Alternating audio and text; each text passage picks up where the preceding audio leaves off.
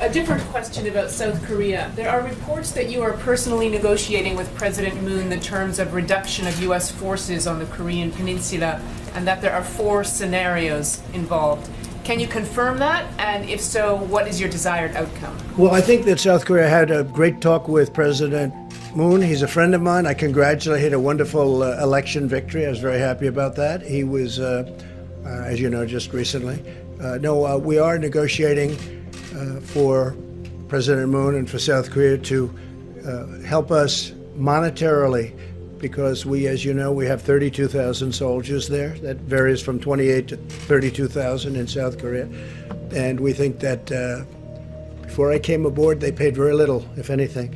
So we're defending a wonderful nation, a nation that we have great relationships, but we're asking them to pay for a big percentage of what we're doing. It's not fair. So it's not a question of reduction, it's a question of will they contribute toward the defense of their own nation. We're defending nations that are very wealthy. South Korea is a very wealthy nation. They make our television sets, they make ships, they make everything. And I give them great credit.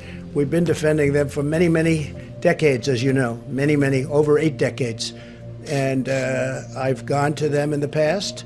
Last year I went to them, and now they're paying $1 billion a year. And I went to them again. I said, look, I'll be back, because that's just a fraction. And again, the relationship is great, but it's just not a fair relationship. We renegotiated the trade deal and made it a much more equitable deal than it was in the past. It was a terrible deal. It was done by Hillary Clinton. It was a terrible deal. The new deal is a much more equitable deal. That's on trade. But on the military, I mean, we're paying for the military to defend another nation that's 8,500 miles away. And they're not the only one I'm talking to, by the way, as you know. I won't go into names, but I've done this. Nobody talks about it, but I think it's appropriate. I think the taxpayer of our country, taxpayers want to hear these things.